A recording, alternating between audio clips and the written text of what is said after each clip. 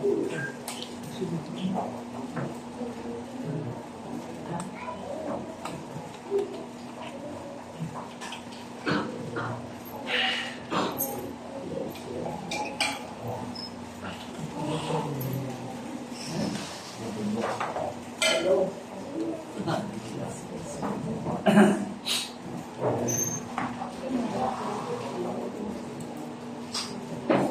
morning po sa ating lahat. Morning! Talagang napakabuti ni Lord. Amen!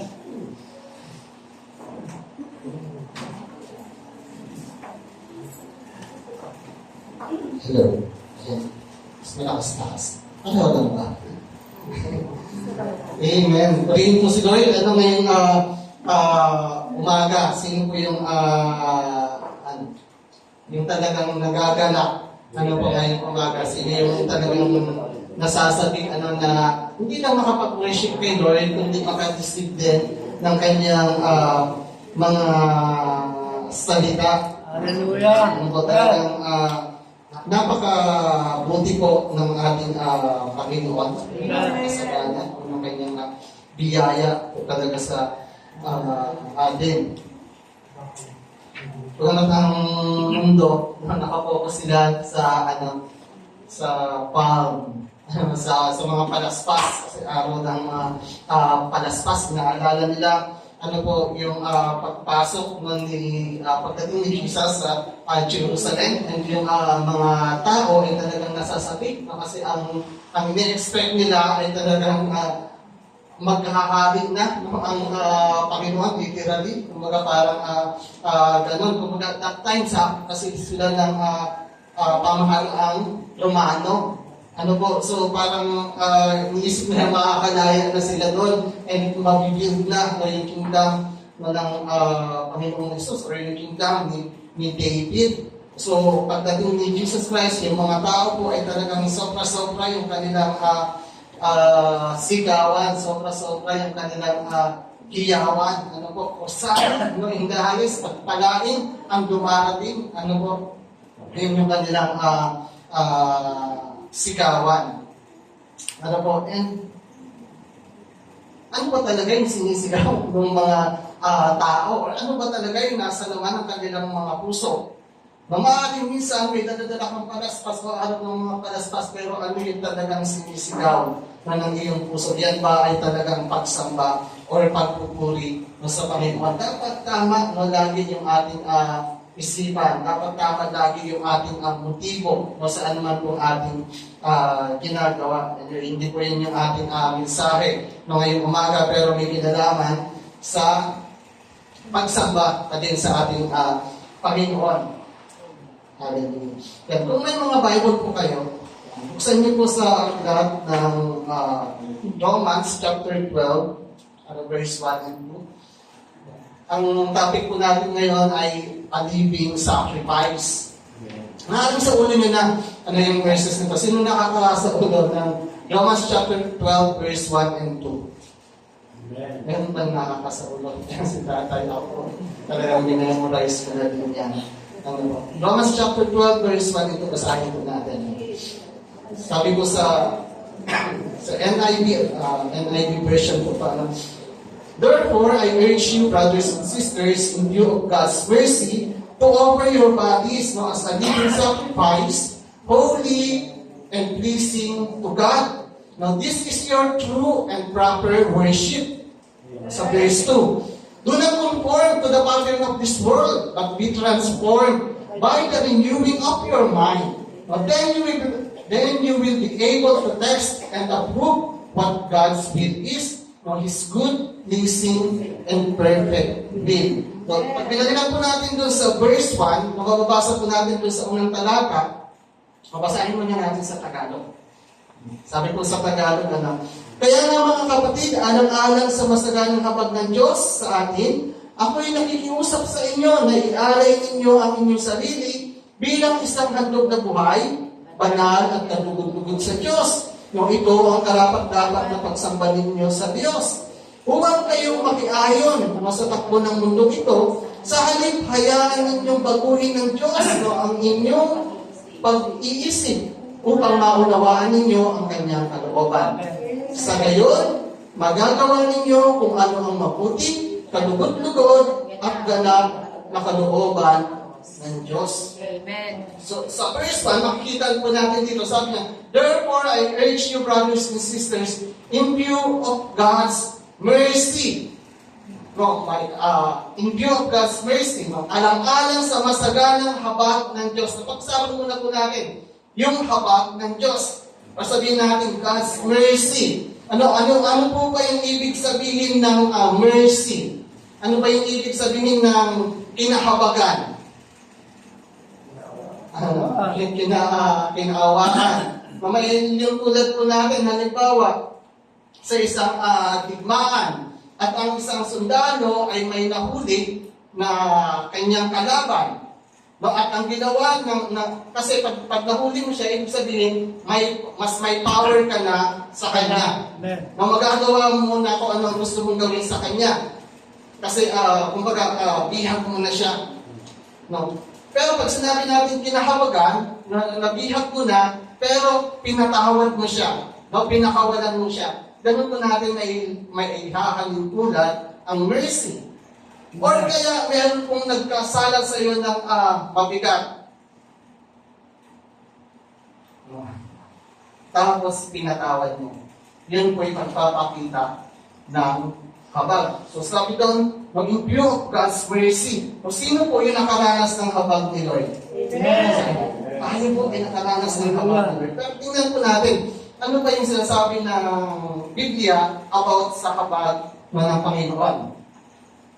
Sabi po dito, God's mercy is sufficient. Kasi bakit isipin natin, siguro ang biyaya ni Lord ay para lang sa mga bubuti. Ang habag siguro ni Lord ay para lang doon sa mga gumagawa ng matuwid. Parang inisip natin, parang kulang ang habag. O sa dami na ng aking nagawang pagkukulang, kaya pa kaya akong patawarin ng Panginoon. Pero kung sabi sa Ephesians, sabi doon sa verse na binasa natin, alang-alang sa masaganang habag ng Diyos. Pag sinabi po natin masagana, kulang ba? Di ba po hindi? Pag sinabi natin sagana, sobra-sobra, nag-uumapaw. Ibig sabihin, hindi ka magkukulang. Ibig sabihin, ganun po yung grace ni Lord, or ganun yung kanyang habag sa atin.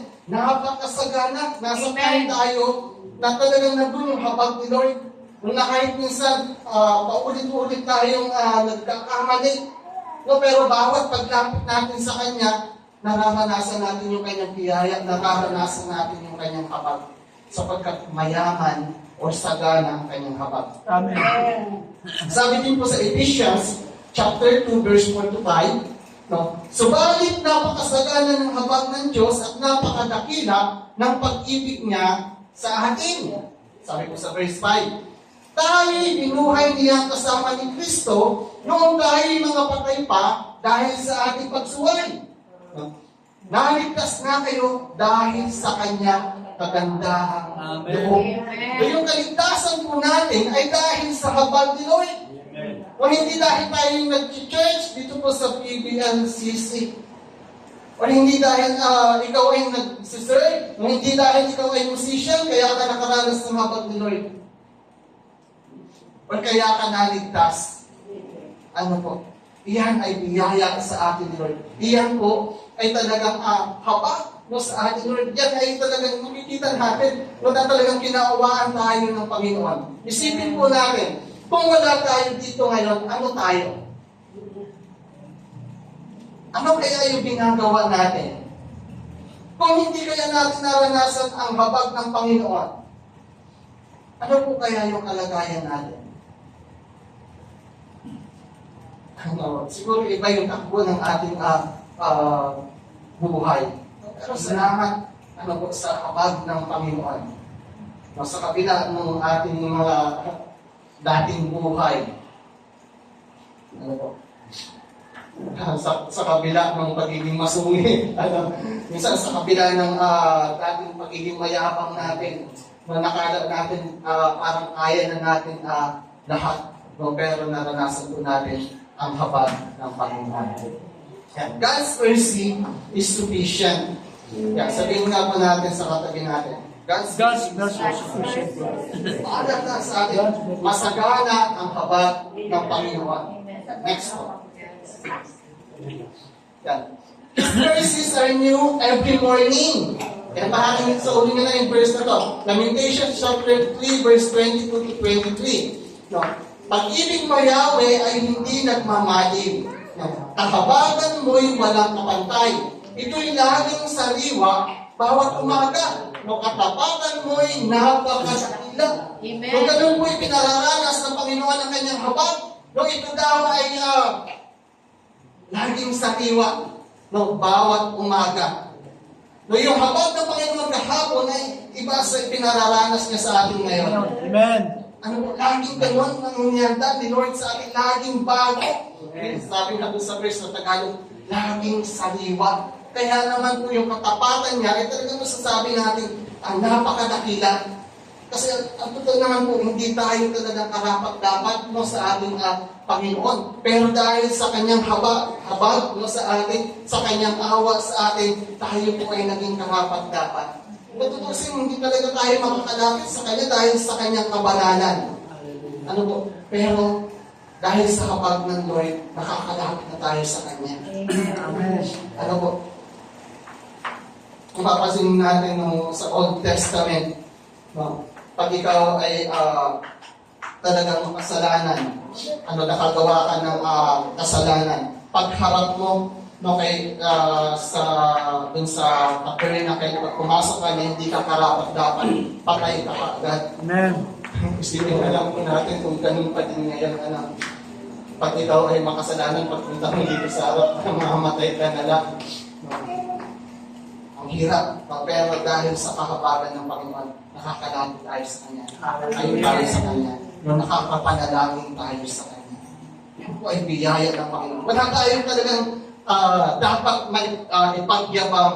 Hindi tayo makakapagmalaki sa Panginoon sapagkat yan po ay Kanyang biyaya sa atin. Yan po ay Kanyang gawa kung hindi natin gawa. His mercies are new every morning. Lagi po natin tatandaan. Ito rin umaga. Lord, salamat po sa panibago na ng mga habag. Patuloy niyong pinagkakaloob sa akin. Yan, next po. Yan. God shows His mercy to those who fear Him. Dito naman makikita natin, sino ba yung nakakaranas o sino yung nakaranas ng habag ng Panginoon. So una po ay doon sa may takot sa Kanya. Masabi po sa Luke chapter 1 verse 50, ang kanyang kahabagan ay para sa lahat ng saling lahing may takot sa Kanya. So ang nakakaranas ng habag ng Panginoon, una po ay yung mga tao, o ang kahabagan talaga ay para sa lahat. Pero makikita po natin dito yung favor. Ano yung pabor ni Lord? Doon sa mga lahing, saling lahing may takot sa Kanya. So ito po yung pinag-usapan natin na takot ay takot ng paggalang. Hindi yung takot na, ano ba yan? Yung takot sa multo. Yung iba't ibang klase po, may iba't ibang klase ng takot. Pero ito yun, sabi na ating, banal na pagkatakot. Ito po yung sinasabi natin na mayroong paggalang. Ang anak na dapat na may takot sa kanyang magulang. Ibig sabihin po, mayroong paggalang, mayroong respect. Ba't po sinusunod ang parents mo? Sabi na, kasi natatakot akong paluin ako. Pero ang totoo po nun, yun ay paggalang mo sa iyong magulang. Magkano din naman kay Lord, no? Meron tayong talagang paggalang, meron tayong respect sa Kanya na talagang inaayos din natin yung ating sarili, paghaharap sa Kanya. Last, may ginanap kaming submission and parang part nun ay haharap ka sa korte. Parang ganun po yung tawag ba? Parang ganun yung atmosphere. Paano ba pag umarap ka sa court? Nandiyan yung judge, tapos may attorney. Siyempre dapat maayos ka. Sino kung nakapasok na sa korte? Hindi ko naman sinabi bakit tayo may kaso. Pero sino kung nakatry na pumasok sa korte? Ano yung parang sura. Para bang makakagalang-galang yung lugar, ingay, tahimik lang, parang ganun po. Ibig sabihin, balik tayo doon. Inaano mo yung respect mo kay Lord, paano kaya ako haharap sa hari ng mga hari? Pag-iisipin po natin ngayon, although talagang alam naman natin na si Lord ay nandyan, pero ano po yung tingin natin sa Kanya? Ano po?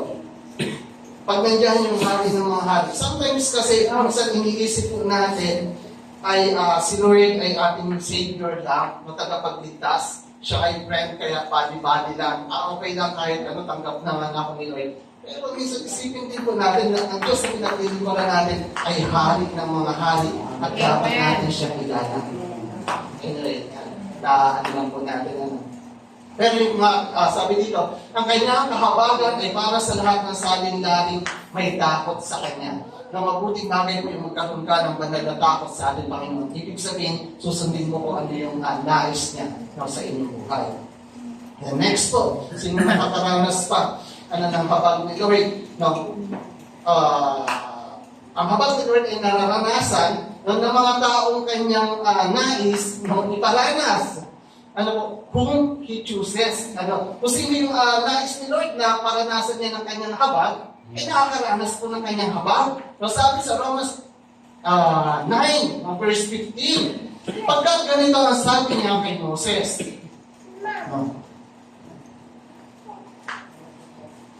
Gumagalaw-galaw kasi dito sa likod.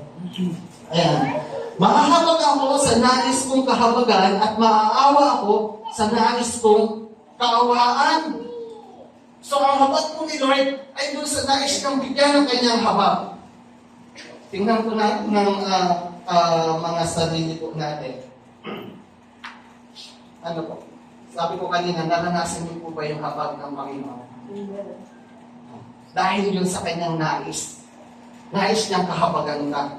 Nais niyang kaawaan ka. Nais niyang kahabagan tayo. Kaya natin naranasan ang habag ni Lord dahil sa kanyang nais. So, ibig sabihin, pag naranasan mo, ang habag ni Lord, special ka. Kasi isa ka sa nakaranas, isa ka sa pinili ng Panginoon na iparanas niya yung kanyang habag sa iyo. Kaya nga po tayo nandito, mapapahanad. Tingnan po ulit natin yung ating mga katabi. Mukha bang mapalad? Mukha bang nas? Mukha bang nakaranas ng habag ng Panginoon? Hallelujah. Hallelujah. Salamat kay Lord. Next slide tayo. Yan. Nakakaranas din ng habag ng Panginoon yung mga tao na mahabagin. Tayo din nakaranas ng habag ng Panginoon. Pero tayo din po ba ay mahabagin? Tayo din po ba ay nag-show ng mercy? Sabi po dito sa Matthew chapter 5 verse 7, pinagpala ang mga mahabagin sapagkat kahabagan sila ng Diyos. Na mapalad pala pag tayo din po ay nag-show ng mercy.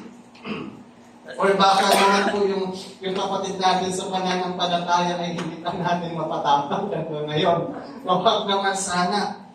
Kapag may nagkamali sa'yo, nakagawa sa'yo ng bagay na masakit, kaya mo po bang kahabagan din sila?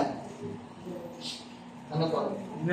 Kaya mo bang i-forgive mo yung nagawa nila sa'yo? So mapalad pagka-merciful ka din. Kapag ka ikaw ay mahabagin din. Minsan nilalagay din sa ating puso ng Panginoon niyang pagiging mahabagin. Pag lumabas ka, nakita mo yung mga tao na wala pa kay Lord, parang nakakapag ka na, Lord, nawa sila din makaranas ng iyong biyaya. Lord, nawa sila din ay makakilala sa iyo.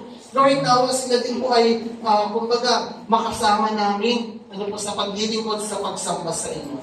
Si Lord ay naglalagay din yan sa, or sabihin natin, ng compassion, sa bawat isa po sa atin. So, pinapala ang mga mahabagin sapagkat kahabagan sila ng Diyos. Kaya kung hindi ka pa mahabagin at gusto mong magpalain ni Lord, simulan mo dito, maging mahabagin. Matuto tayong mag-forgive sa anumang nagagawa po sa atin. Hallelujah. Yun po yung una, God's mercy. So, sabi doon sa verse na binasa natin, kaya nga mga kapatid, alang-alang sa masaganang habag ng Diyos sa atin. So dito po sa verse 12, no, may tatlong bagay lang tayong pag-aaralan. Una doon, ito po, yung habag ni Lord. No, pangalawa, yan, living sacrifice. So yun yung makikita din natin. Alang-alang sa masaganang habag ng Diyos sa atin, ako'y namamanhik. No, sabi ni Pablo, ako'y nakikiusap no, sa inyo. Ialay ninyo ang inyong sarili bilang handog na buhay, banal at kalugod-lugod kay Lord. Mayroon pong paghahandog na ginagawa. Mayroon sacrifice. No, at ang sacrifice ay hindi na yung mga hayop na pinapatay like sa Old Testament. No, ang challenge ni Apostle Paul, ano po, ay tayo na, no, yung sarili natin ang ihandog natin kay Lord. Ano po? Inihandog na po ba natin, no, ang ating mga sarili kay Lord? Ano po? Yung pagtanggap kay Lord ay isang beses lang. Nanalangin tayo ng pagtanggap kay Lord. No, pero yung pag-o-offer ng life, no, yung pag-surrender natin sa Kanya, everyday. Kung kaya mong every minute, palagi, paulit-ulit, pag nagsusurrender tayo, iniaalay natin no, yung ating mga buhay sa Kanya bilang handog na buhay. Ano po ba yung living sacrifice? Makikita po natin yun dun sa verse 2, nung nandun po yung pagiging living sacrifice. Next slide tayo. Yan. Sa 8 po, no? A living sacrifice do not conform to the pattern of this world. Yan po yung mga buhay na handog. O hindi mo na kinakailangan mag-conform, o hindi mo na kinakailangan sumunod no, sa kung ano yung sinasabi ng sanlibutan. Pag ikaw ay living sacrifice, kapag ikaw ay handog kay Lord, hindi na yung mundo ang susundin mo, kundi kung ano na yung kalooban ng Panginoon. Yan po yung ibig sabihin ng living sacrifice. Kaya pag binasa natin, sabi doon, huwag kayong makiayon sa takbo ng mundong ito, doon sa verse 2. Yan, next slide po tayo. Yan. Sa 1 John chapter 2, verse 16, bakit hindi tayo dapat makiayon sa takbo ng mundo? Or bakit hindi tayo dapat mag-conform sa pattern ng mundo? Sabi po dito, ang lahat ng nasa sanlibutan, no, ang pagnanasa ng laman, ang pagnanasa ng mga mata, at ang pagmamalaki sa buhay na ito ay hindi nagmumula sa Ama, kundi sa sanlibutan. So, ibig sabihin po, ang way ng mundo ay nandun sa laman. No, ano yung makakapagpasaya sa'yo? Ay hindi nararapat sa Panginoon. Kapag binasa po natin yung sa Galatians, kung nandun po yung iba't ibang gawa ng laman. Dapat para bang ginagawa natin, okay tayo, parang ang sarap sa feeling, ang sarap sa pakiramdam pag nagagawa po natin yung bagay na yun. Pero unti-unti naman pinapatay yung ating spirito. Unti-unti naman tayong hindi natayo sa Panginoon. Ano mo? Pagnanasa ng laman. Ano po? Pag magkalaman yung nais ng Espiritu at yung minanais ng laman mo. Sino yung masusunod sa iyong buhay? Eh pag ikaw ay living sacrifice, hindi na po dapat ganun. Ano po? Yung pagnanasa ng mga mata, ang diablo po nung tinukso niya ang ating Panginoong Jesus, may pinakita niya lahat ng mga gandang bagay dito sa mundo. Sabi niya, ibibigay ko lahat yan sa iyo sapagkat binigay niya yan sa akin. Lahat tayo, gusto natin yung mga magagandang bagay. Ano po sa ating paningin, kaya yung din si Eva. Ano po, nung siya po ay tinukso, ano po, nung diablo, nung ahas. Ano po, tingnan mo yung prutas na ito, di ba, napakaganda. O sa paningin ni Eva talagang mukhang masarap. Yung kanyang tingin, pwede ko naman sigurong i-try hanggang sa nahulog sa pagkakasala. Ang Panginoon po talaga lumikha ng mga magagandang bagay. mabubuting bagay ang inilaan sa atin ng Panginoon, pero pwede din maging distraction pagka yan ka na na-focus. Mabuting bagay na nakikita mo yung kagandahan ng iyong paligid, pero hindi ka dapat po ma-distract. Sunod po, ang pagmamalaki sa buhay na ito ay hindi nagmumula sa Ama ko sa sanlibutan. Ang way ng mundo kasi dapat maging sikat ka. Na madami pong tao na gustong makaangat kaysa sa iba. Gusto nila laging mas magaling sila. Gusto nila laging mas ahead. Ano ba sila? Tapos yung pagdating naman dun sa pagnanasa ng mga mata, pag nakita mo yung iba na talagang mga galing, ay gusto mo ganun galing. Na nakabili ng maayos na bahay yung isa, gusto mo mas maganda, mas higit pa yung sayo. Sa mga magkakapit bahay, yung isang ganun na nagpapataasan. Ay, bumili ng kotse yung isa. Bibili ako ng mas maganda. Parang ganun. No. Hindi naman niya talagang kailangan. Ganun po minsan yung way ng mundo. Kung makikita po natin. Minsan gagamitin yung social media para sila yung maging sikat, maging famous. Yan po yung lakad ng mundo. Pero tayo po, si Lord dapat yung magtaas sa atin. Dapat nandun yung pagpapakumbaba. Ganun po pag nakay Lord ka. Hindi yung way ng mundo ang dapat mong sundin kung ano po yung kalooban ni Lord, kung ano yung kanyang nais, yun po dapat yung ating lakaran. Then next po. Then, a living sacrifice has a renewed mind. No? Mag-iba na kayo ng pag-iisip. Masabi lang, hayaan ninyong pagpuli ng Diyos ang inyong isipan. Masabi po dun sa I think sa Ephesians, sabi, magkaroon kayo ng kaisipang katulad ng kay Kristo. And yung pinagkakalan natin na verse, last time po na nag-speak ako dito, next slide na po. Yan sa Philippians, chapter 4, verse 8 din.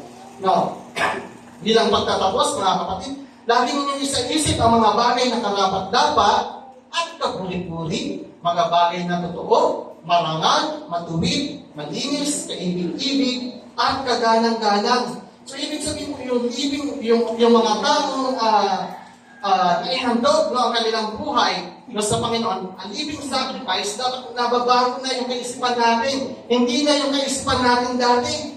Kung dati ang isip natin ay iba't ibang mga bagay na masasama, dapat po nababago ang ating isipan habang iniaalay natin ang ating mga buhay kay Lord. Meron pagpapalit ng isipan. Yung mga idea natin dati na mali, napapalitan ng tama. Hindi po kung ano yung dati natin pag-iisip ay nung tumanggap ka kay Lord, ay ganun pa din yung isipan mo. Hindi na po dapat ganun. Dapat nababago yung ating kaisipan. Dapat, sabi doon, laging maging laman ng ating isip, yung mga bagay na karapat-dapat. Parang pagdating dito sa church, okay yung ating isipan, pero paglabas natin ng church, ano na po yung laman lagi ng ating isip?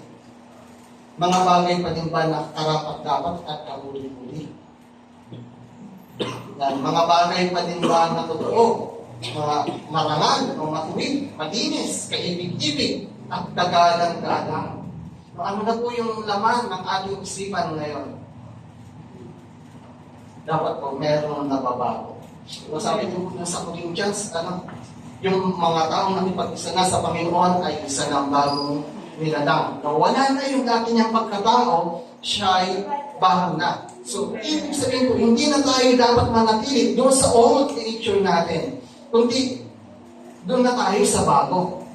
Ang nagiging problema po ay nanatili tayo doon sa luma. Tinanggap na natin si Jesus Christ, pero yung isipan natin ay ganun pa din sa dati. Dapat po iba na ang maging isipan natin. Dapat iba na yung takbo ng ating iniisip. Yung mga bagay na na karapat-dapat or katugod-tugod na sa ating pong Panginoon. Amen. Next slide po tayo. Yan, pangatlo. Dito po tayo magtatapos sa pangatlo. Yung una, pag binasa kasi natin yun, God's mercy, naunawaan po pa natin yung habag ni Lord. Tayo pinakaranas niyan. Pangalawa, sabi doon, living sacrifice, na buhay na handog. No. Pangatlo, sabi ko doon, isip pa pala. Sorry. Yan. A living sacrifice is willing and available to do God's will. Hindi pa pala. Kapag tayo po ay living sacrifice or buhay na handog, o ibig sabihin po, tayo ay merong willingness. Willing ba tayo na sundin ang kalooban ng Panginoon? Hallelujah. Marami sa atin gusto na sumunod sa kalooban ni Lord, pero kulang, hindi available. Kaya magkasama sila, dapat willing ka and available. Madami namang available, pero hindi sila willing. Kaya ayaw kong sumunod kay Lord, ayaw tanggapin ko ano yung pinapagawa ng Panginoon. Pero available, na madami silang time na gawin kung ano yung pinapagawa ng Panginoon. Meron namang tao na gustong gawin ang pinapagawa ng Panginoon, pero sobrang busy, ang daming gawain. May trabaho kasi ako, kaya hindi ko magampanan yung ganitong activity or hindi ako makapunta kasi ito ang dami kong schedule. Pero gusto nila. Yun lang, hindi available. No, pero pag tayo po ay inihandog natin ang ating mga sarili kay Lord, kasama dapat dyan na willing na tayo and available na tayo sa kung ano yung pinapagawa ng Panginoon. Amen. Dapat talagang ginagawa natin ng paraan na maging available po tayo na nagawin kung ano po yung kalooban ng Panginoon. Kasi makikita mo naman, kapag inuna mo si Lord, nandun naman yung blessing niya para sa iyo. Hindi lang kasi yung mga kapatid yung basta, ay alam ko na yung kalooban ng Panginoon. Ano namang sa isay kung alam mo lang yung kalooban ng Panginoon pero hindi mo ginagawa. Ano po? Dapat alam natin yung kalooban ni Lord and ginagawa din natin kung ano yung kanyang kalooban. Yun po rin dapat. Yan po yung para sa atin lahat. Hindi lang para sa isang tao or hindi para sa inyo. Sa atin lahat po yan.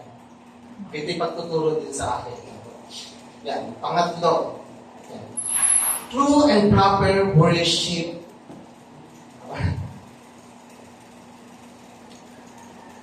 Yan ang tunay na pagsamba ninyo sa Diyos. O sabi doon, yan ang karapat-dapat na pagsamba ninyo sa Diyos. True and proper worship. Pag may sinabing true and proper worship, ibig sabihin pala, may worship na hindi true. May worship pala na hindi proper. Pero minsan tinatawag natin, nag-worship ako kay Lord, pero yan ba ay true and proper worship? Amen. Yan ba ay tamang pagsamba? Ano ba yung tamang pagsamba? Ayon dito po sa ating sinabi. Yan, next slide po tayo. Yan. A true and proper worship requires offering and sacrifice. Kasi sabi niya doon, pero mga kapatid, dahil nakaranas na kayo ng habag ng Panginoon, kayo ay pinalaya na, kayo ay pinatawad na. Ang gawin niyo naman, iahalay niyo ang inyong sarili. Ihandog niyo ang inyong sarili bilang handog na buhay kay Lord. Tapos nasa last sabi niya, yan ang karapat-dapat na pagsamba ninyo sa Diyos. Amen. Merong paghahandog. Ibig sabihin, nakakasamba tayo kay Lord kapag inihahandog natin ang ating buhay sa Kanya. Amen. Sometimes pupunta tayo sa church, ang hinahandog natin ay yung kanta, pero yung ating buhay ay hindi. Amen. Ano? Sometimes pupunta tayo sa church, ang handog natin ay yung opening natin, ibibigay natin, pero yung buhay natin ay hindi kasama. Pero dito po tinuturuan tayo na ang tunay na pagsamba kay Lord ay Merong sacrifice, merong handog, at ang handog ay tayo. Amen. Ano po, ino-offer natin kay Lord. We surrender everything sa Kanya. Yeah, next slide po tayo. To be able to offer sacrifices for the Lord, we must have. Meron tayong kailangan. Paano mo pa maihandog ang iyong sarili kay Lord? Yan. Next slide. Una, kinakailangan, pag maghahandog tayo kay Lord, merong altar. Katulad po niyan. Dito, pag nandito ka sa church, ang altar ay pupunahan. Yun yung altar. At pag-altar po, sinabi dito, our personal time with the Lord, no, our devotion. Marami. Nung kami po yung umattend ng revival of worship dun po sa Mindoro, ay ang topic po ay restoring of the altar. So sabi doon, maraming naghahandog kay Lord, pero sira ang altar. Imagine niyo po yan. Sira ang altar, tapos ilalagay mo doon yung handog mo. Kaya nung hindi nasusunog, yung altar, yung handog, sira ang altar. Maaaring nung nakakilala tayo kay Lord, talagang grabe, no? Every night, meron tayong devotion, talagang kahit, or kaya madaling araw. Araw-araw, lumulugod tayo kay Lord, nananalangin tayo. Pero habang tumatagal, no, sa ating pamumuhay Kristiyano, nawawala. Dati meron tayong altar, lumulugod tayo sa Panginoon. Or kaya naman, nakakilala na tayo kay Lord, pero wala naman tayo, hindi naman tayo nagkaroon ng altar, wala naman tayong personal devotion. Mga kapatid, sinasabi ko na po, kinakailangan meron tayong altar, meron tayong time with the Lord. Amen. Ano po? Minsan kasi handog tayo ng handog, pero hindi naman ayos yung altar. Giba ang altar. Pagtatanungin ko po kayo ngayon, meron pa ba kayong personal time with the Lord? Pag sinabi po natin dapat personal time, alam mo na pag time na yun, yun talaga yung gagawin mo. For example, every 3 a.m., talagang gigising ako tapos mag-pray ako. Yun yung aking altar, yun yung aking devotion. Wala ka pa naman ginagawa ng pagka 3 a.m. talaga yung unahin mo. Ang problema mo na lang dyan, kung magigising ka ng 3 a.m. para gawin ko ano yung pinangako mo, or gawin mo yung devotion mo, or yung time with the Lord. Minsan doon tayo nasisira, Dati ang minute natin, talagang bumabangon tayo hanggang itong oras. Para kay Lord. Ang maraming distraction paggabi na nag-set ka ng 9 p.m. Kaya lang, pagdating ng 9 p.m., doon tinatapat na yung mga magagandang palabas. May aabangan ka na ngayon, ano yung pipiliin mo? Lord, palitan natin yung time natin na pagkatapos na lang. Hindi po dapat gano'n. Pahalagahan natin yung altar. Yung devotion, po natin kay Lord. Amen po ba? Sa ayos ulit natin. Kung kumaaring ikaw ay Christian, tapos hindi mo pa nagagawa yun, simulan mo gawin. Rebuild. Sa ayos natin yung altar, yung time natin with the Lord. The Lord, may commitment tayo na every ganito hour ako makikipag-iig sa iyo. Huwag po natin kalimutan. Hindi. Inaayos natin yung altar. Hallelujah. Amen. Yung devotion natin kay Lord. Kung tayo naman po ay matagal na wala ng palataya, tapos nawala po yung bagay na yun, ipalik naman namin. Amen. Altar. Napakahalaga po lang. Amen. Kasi baka kaya hindi nakakarating kay Lord yung mga offering natin, yung handog natin, sira yung altar. It's time po na i-rebuild natin or i-restore natin yung altar natin.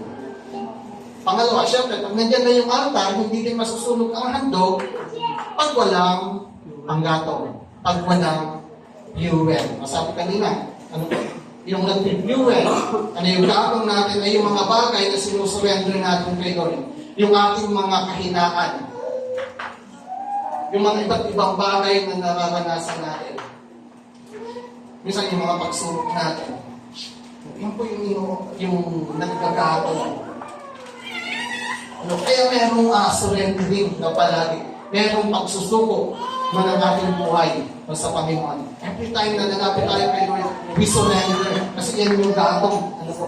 Yan yung paggatong. Yan yung mag-jubel doon mo sa ating handog. May altar na meron ng gatong. Yung pangatlo. Sacrifice. Yung po yung binasa natin kanina. Tayo na po. Hindi na yung mga hayop, ano pa yung sacrifice, kundi tayo na, yung ating buhay. Pag sinabing sacrifice, may mga bagay na pinapatay. Or sacrifice, ang papatayin. Ano, pero sa ating bilang buhay ng mga sacrifice, may mga bagay na tinatanggal si Lord sa ating mga buhay. Amen. May namamatay din, katulad ng ating lumang pagkatao. Yan po yung pinapatay. Sinusurrender natin kay Lord. Tayo na po. No? Yung sacrifice. Ayan. Na ba? Meron ng altar, maayos ang altar, yung commitment natin kay Lord, devotion natin. Tapos, andyan na, susurrender tayo kay Lord. And andyan na yung sacrifice. Tayo po yung ating mga sarili. Yung pang-apat, syempre, yung apoy. Fire, mag-purify us. Yan po yung naglilinis po sa atin. And dapat po, apoy ng Panginoon. Hindi po basta ikaw ang nagsindi. Baka naghandog ka, tapos sinindihan mo lang yung sarili. Hindi po dapat apoy na nagmumula kay Lord yung tutupok sa handog. No, hindi po natin sariling apoy. Ano po? Tingnan po natin yan sa may danger kasi yan, next slide po tayo. Yan. Sabi sa Leviticus chapter 10 verse 1 and 2, yan. Ang dalawang anak ni Aaron na Nadab at Abihu ay kumuha ng sunugan ng insenso. Nilagyan nila ito ng apoy at nagsunog ng insenso at humarap kay Yahweh. No. Ngunit gumamit sila ng apoy na hindi nararapat. Sapagkat hindi ito yung inuutos sa kanila ni Yahweh. Kaya mula kay Yahweh ay lumabas ang apoy at tinupok sila. So dapat yung tutupok sa handog ay nagmumula din kay Lord. No.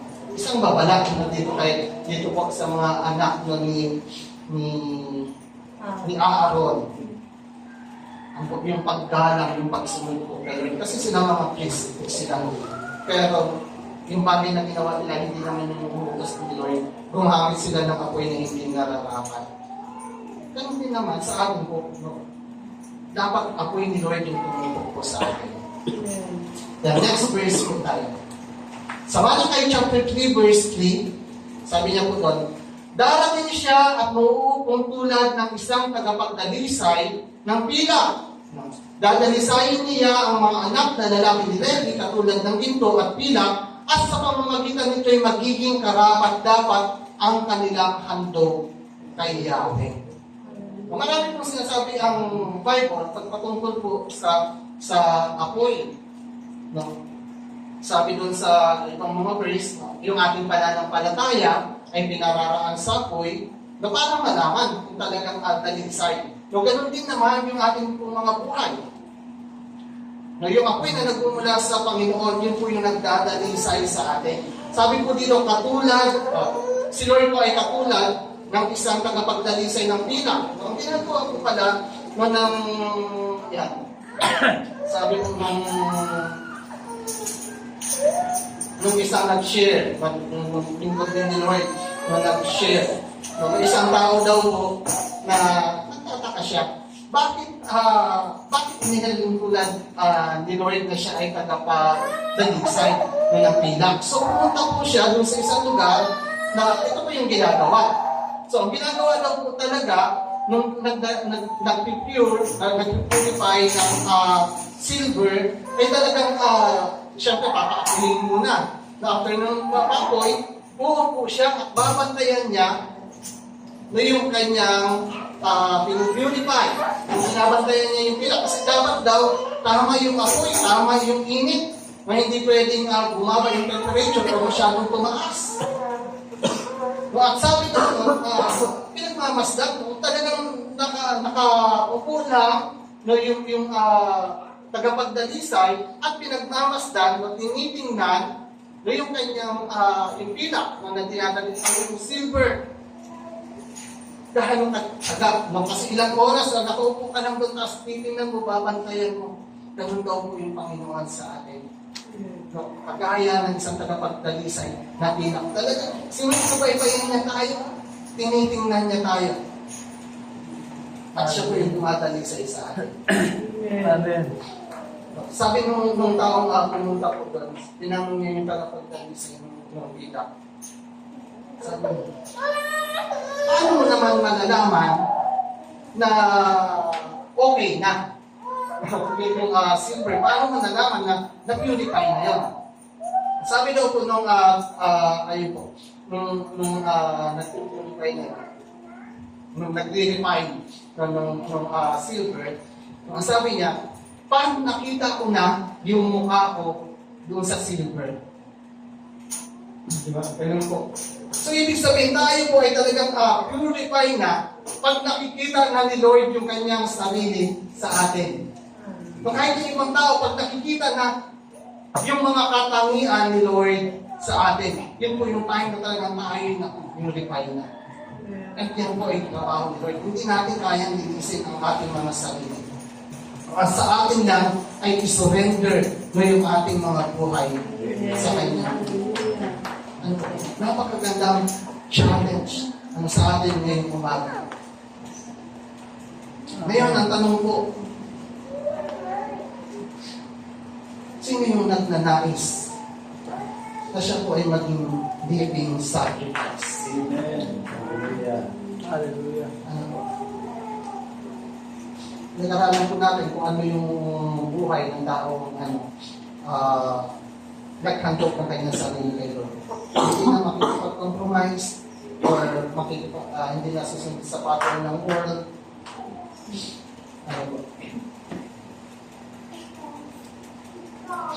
May bago ng pag-iisip.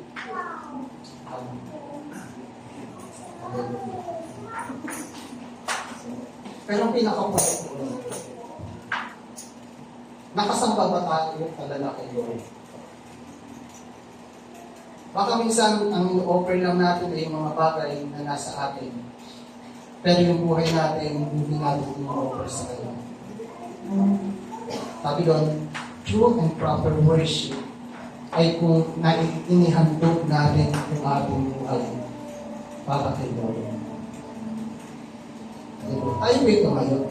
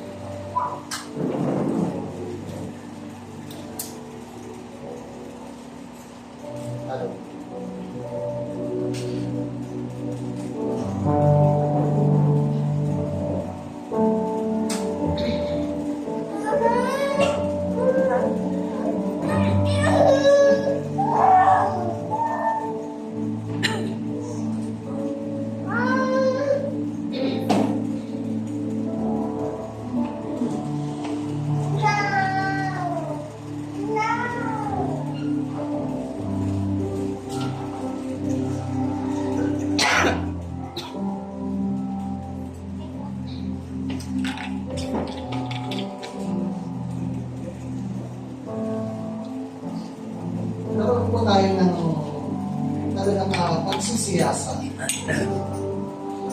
sa ating mga sarili. Lord, talaga bang nakapag-alay ba ako ng pagsamba sa inyo?